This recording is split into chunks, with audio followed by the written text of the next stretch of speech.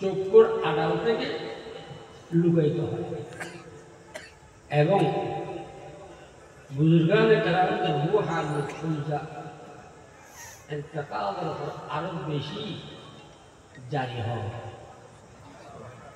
এগুলো বলা উচিত না, এগুলো বললে মানুষ শিরক করে। তারপরেও আপনারা সব আপনাদের কাছে সেই হিসেবে বলতেছে, কথা বুঝতেছেন? তার প্রমাণ কি? ও ফটিয়া মাদ্রাসা জলসার দিন বিশেষ করে দীর্ঘকাল রাত্রে ফটিয়ার হাজত মুফতি সাহেব রাহমাতুল্লাহ আলাইহি একজন খাস লোক না ঘুমাইয়ে মাদ্রাসার ভিতর গুঁড়ো ফিরে করতে ঘুরতেছে। ওই লোকটা ঘুমাইতেছে, এই লোকটা ঘুমাইতেছে, এই ঘুমাইতেছে কেন? উঠেই যাবে। আরে ভাই নটা বাজছে, মাথার ঘুমাচ্ছেন কেন? একটু লাড়াচাড়া দিয়ে বসে। এই ইন্তজাম করার জন্য এই মাদ্রাসার হযরত মওদুদ সাহেব মাওলানা কাসিম সাহেব মন্দির দিলেন। আজকে 15 দিন ধরে ঠিক মতো ঘুমাইছে কিনা? ঠিক না? বুঝলেন?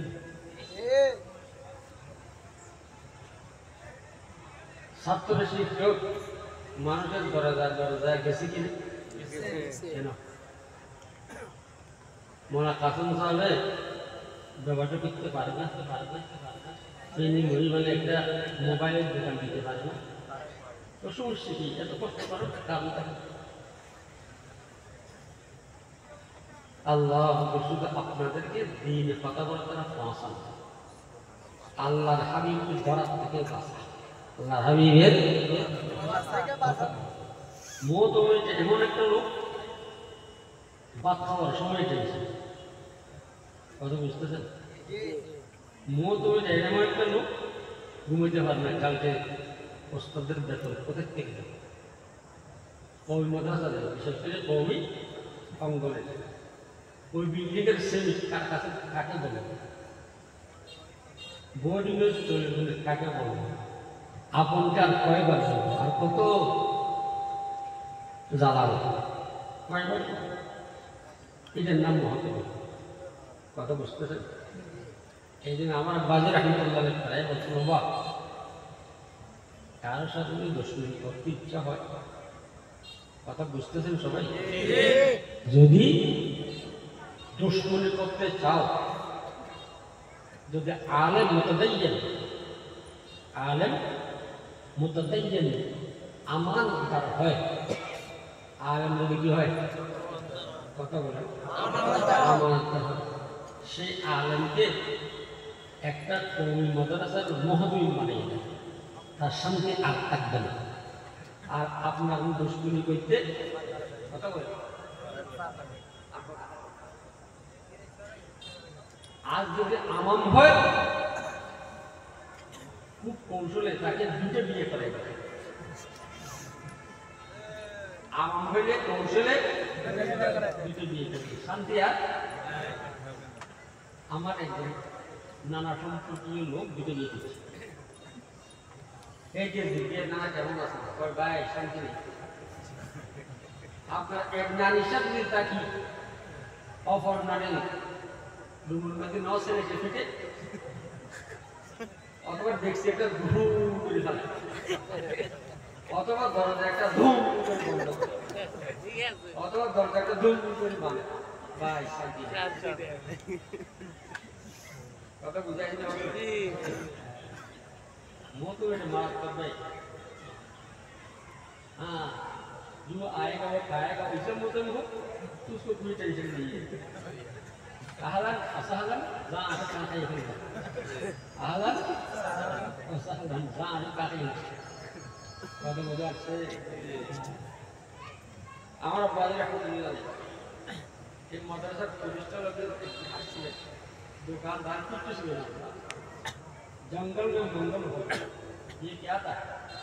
जंगल में क्या हो गया? मंगल हो गया। अंधेरी में रोशन हो तখন হযরত মুসলিম রাহমাতুল্লাহ আলাইহি আমার বাড়ি রাহমাতুল্লাহ আলাইহি ওইখান থেকে এই লালপুর ওইখান থেকে মেন রোড থেকে সোনাপুর মুড়ি খাইয়ে দেখি দেখি তুলে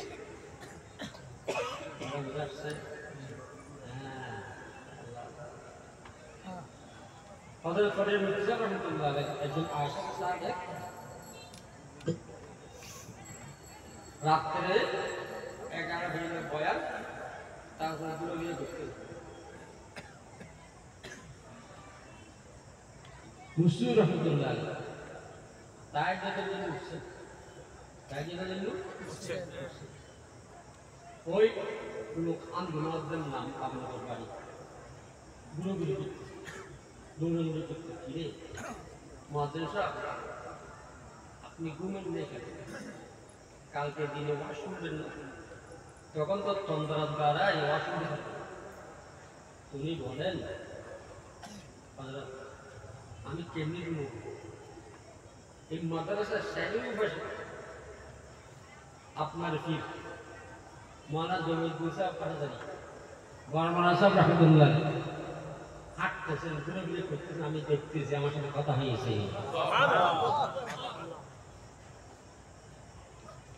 মনে করবেন না হযরত মুসলিম রাহমাতুল্লাহ আলাইহি রূহানে একটু বিরাজ করতেছেন আপনাদের কিছু পয়সা আছে চিকন লাগেছে পায়ে এত দূর থেকে কেন আসে এই হইল হযরত মুসলিম রাহমাতুল্লাহ আলাইহি রূহানে এসে চিকন কিসের চিকন আরেকটা প্রমাণ হযরত গুলবুই রাহমাতুল্লাহ আলাইহি সপ্তাহে একবার সেই পরিবেশ সমস্ত চুল তুলে করে কি করে দিতেন কথা বলেন না সেই পরিবেশ একটি না যে দিন নির্ধারিত দিন সেই দিনের আগের দিন নাবিদ আসে বলছেন मैं अजमेर जाऊंगा कहाँ जाऊंगा अजमेर जाऊंगा আমি अजमेर जाऊंगा और गुलबुई रहमतुल्लाह बोले वहाँ क्या है भाई तो आपको मालूम नहीं वहाँ उरुस है क्या है उरुस मैं वहाँ जाना पड़ेगा আপনি আজকে শেষ করিয়ে নেন যেটা আমি কালকে আজমের যাব ঠিক আছে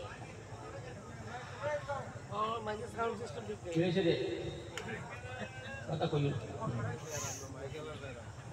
হযরত গুলবুই রাহমাতুল্লাহ আলাইহি সেফটি করার পর ওই নাবিদকে বলছিল একটা আয়না আনো আয়না বল আগেকার যুগে গোল গোল আয়না থাকতো এখন আজকে জানি হযরত গুলবুই রাহমাতুল্লাহ আলাইহি একটা আয়না উনি আনতে দেওয়ার পর এবার কি যেন লিখে দিছে কি যেন কথা কম না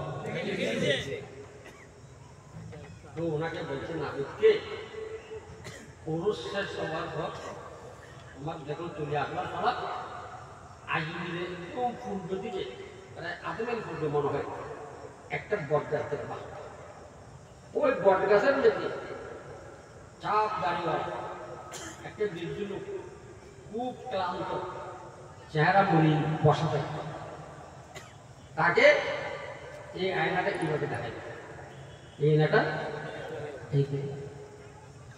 এই নাফিক নিয়ে পুনঃশেষ হওয়ার পর তার আসবার তলায় ওই গুলবুই রাহমাতুল্লাহ আলাইহির কথা মতে ওই বটগাছে গেছেন দেখলে এক খুব পরেশানি হাল চেহারা মলিন সাবদারি ওর এক লোক কষ্ট তাকে আয়নাটা এইভাবে দেখাইছে সে একটু মুস্কি হাসল আবার ওই সেলিমকে বলতেন भाई ये आईना मुझको दे दो भाई नहीं मैं ले जाऊंगा और गुलबुई रहमतुल्लाह আলাইহি आटा নিয়ে যাও তুমি বললেন ঠিক আছে নিয়ে যাইও আমাকে দাও দিছে উনি আবার কি দিয়ে লিখে দিছে তখন ওই লোক বলে उसको দেখলাও নাফিদ নিয়ে আসছে और गुलबुई रहमतुल्लाह আলাইহি আয়না ওনাকে দেখে ওই বুড়ো মেয়ে লিখে দিয়েছে যে और गुरु रखने का नागरिक का होला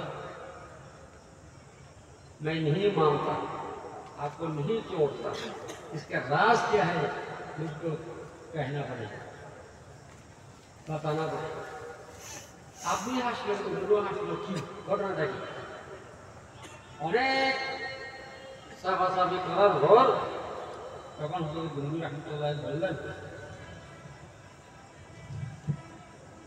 আজমির রহমতুল্লাহ আলাইকে আগে আজমির রহমতুল্লাহকে বললেন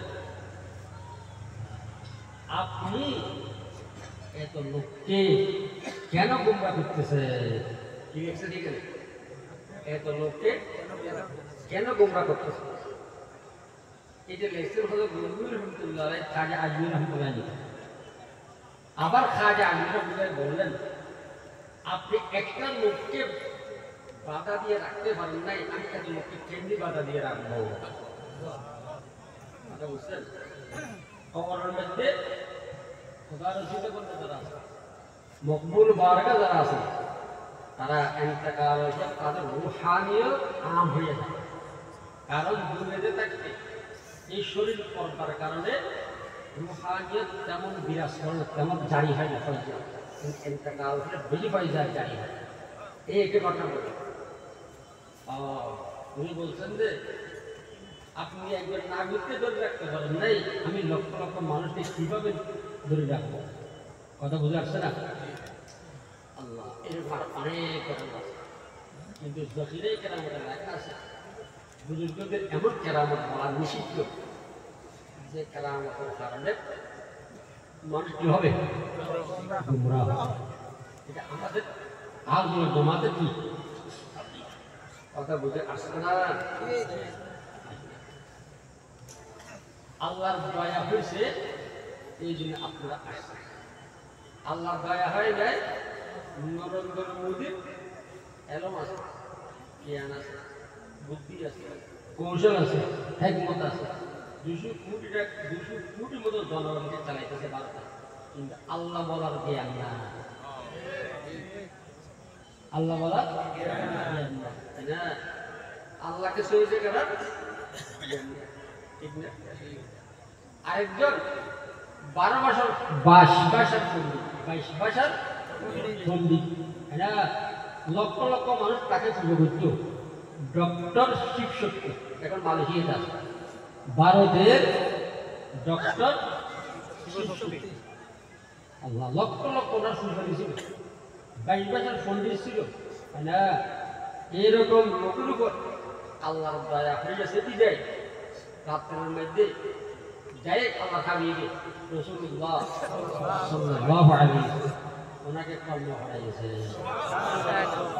না শুনেন ওনার নাম কি বলেন তো হ্যাঁ ইসলাম ডক্টর ইসলাম এই মনে রাখবেন না এই যে আল্লাহর দরবারে শুকর আদায় করি আমাদের আকাবের বিষয় হযরত সৈয়দ মুসলিম আলহামদুলিল্লাহ শুকর আদায় করতে কিরকম জবান আমরা বজগিরে খুদ কুশাদি জবান আমরা বজগিরে খুদ কুশাদি দিলম রাজো খিয়াদে সেদাদি কেরামত কর দিয়ে দেখে ধর্মত পছন্দি বিতৌফিক সুজুদম সর বুলন্দি আরে বলে দাও আমাকে বাংলাদেশি বানিয়েছে গরিব রাষ্ট্র আমি বলি কিন্তু মনে করো কষ্ট নেই মনে করো পেরেশানি নেই আমি খুব খুশি আমাকে মুসলমান বানিয়েছেন আমাকে আল্লাহ জিকির করে আপনার নাম নেওয়ার তৌফিক দিয়েছেন জবান আমরা বজিরে খুদ কুশাদি দিলম রাজো খিয়াদে সেদাদি কেরামত কর দিয়ে খিদমত পসন্দি তৌফিক সুজুদম সর বুলন্দি আর বলিস আমার কোনো দুঃখ নেই আমার কোনো পেরেশানি নেই আমাকে আপনার ঘর মসজিদে নিয়ে আপনাকে সহ্য করার জন্য তৌফিক দিয়ে সবাই দেখতেছি আমার থেকে উন্নত আমার থেকে বেশি জ্ঞানী এইরকম লোক আল্লাহ সনম বলতেছে, এরকম লোক ভগবান বলতেছে, ঈশ্বর বলতেছে, রাম বলতেছে, গড বলতেছে। আমাকে আপনার ঘরে নিয়ে আপনাকে সহিত করে দেখতে অর্ডার দিয়েছেন, এই দৃশ্য করে দেখতেছি। কেরামত করে দিয়ে দেখে মতে পছন্দি বিকৌফিকে সুজুদম সরবলন্দি। অনেক লোক আছে বড্ড সহ্য করে, মূর্তি সহ্য করে, আটকে সহ্য করে, সূর্যকে সহ্য করে, আগুনকে সহ্য করে। সনাতন ধর্মীর মধ্যে মুখলেস খালেস পিওর ওই সনাতন ধর্মের অবলম্বন, যে বলে গালি বলি চেষ্টা খায়, মুখ খায়। আল্লাহ কেমন খারাপ কথা বুঝতেছেন? সনাতন ধর্মীদের মধ্যে একদম মুখলেস সনাতন ধর্ম অবলম্বন ওইটা যেটা গালি বলুন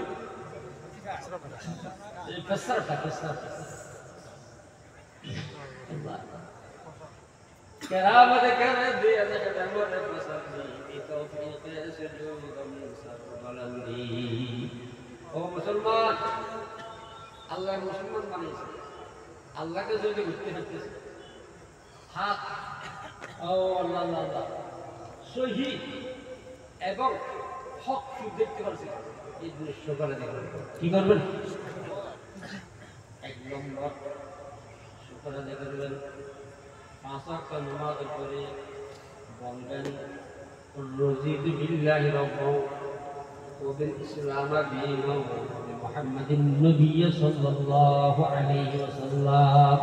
সবাই বলি রজিতু বিল্লাহি রাব্বান ওয়া বিল ইসলামি দীনান ওয়া বিমুহাম্মাদিন নবিয়্যিন সাল্লাল্লাহু আলাইহি ওয়াসাল্লাম। করতে পারবেন? হ্যাঁ। এক নম্বর।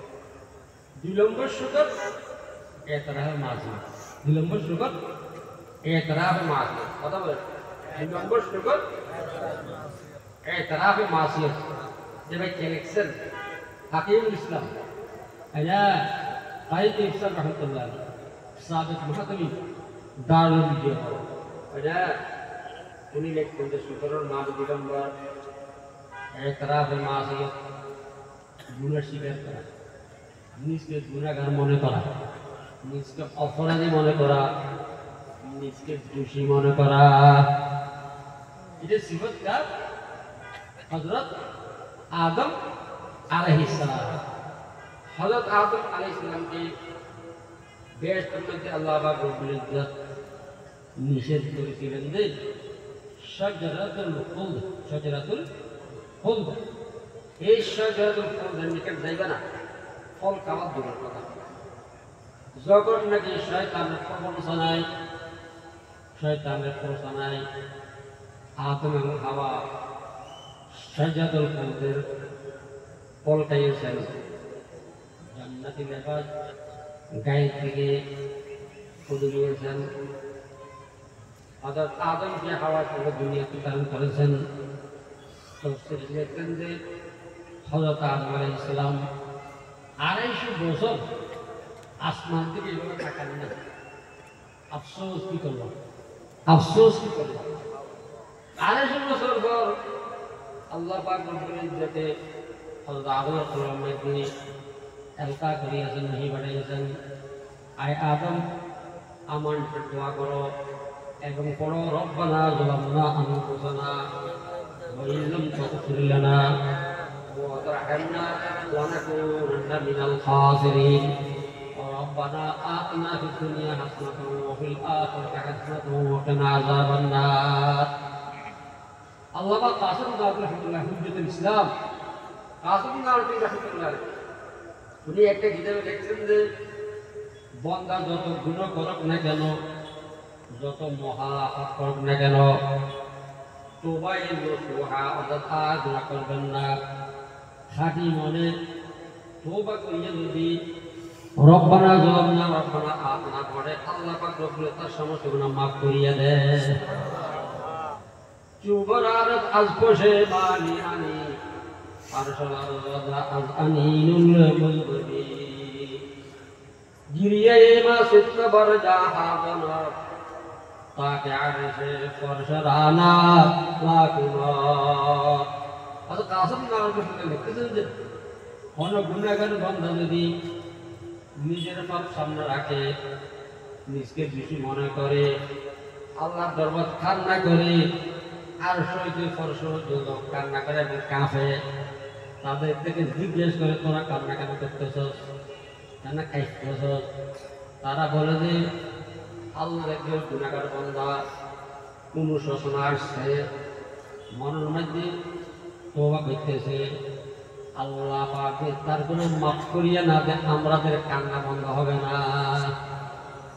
চুবরান আলফুসে মানি আনি আর আনি নঙ্গে মজবুরি জিরিয়ে মা সিদ্ধ বরজা হাজানা তাকে আরেনসে ফরসরা নালা গুণ।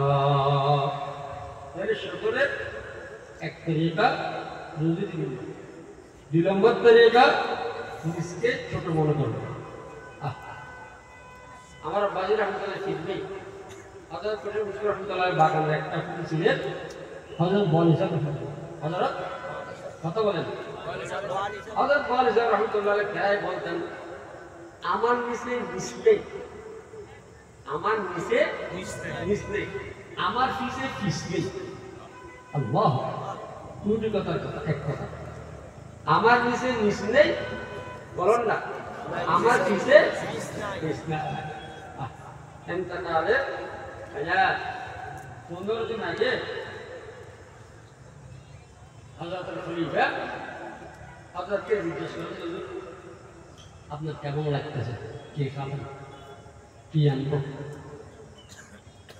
বাবা আমার খুব খুশি লাগতেছে, আমার খুব কথা বলেন, আমার খুব খুশি লাগতেছে। হযরত খলিফা কেন? বাবা এতদিন ছিলাম পরের ঘরে, এতদিন ছিলাম পরের ঘরে, কিছুদিন পরে যাব নিজের ঘরে। এতদিন ছিলাম কোথায়?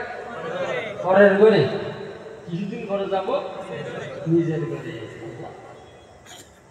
নিজকে ছোট মনে করা, নিজকে অপরাধী না, নিজকে গুণাগার মনে করা, এই সিফত এটা আদমে। নিজকে বড় মনে করা, নিজকে আল্লাহ ভালো মনে করা, এটা গুণ ছিল শয়তানের, অহংকারী।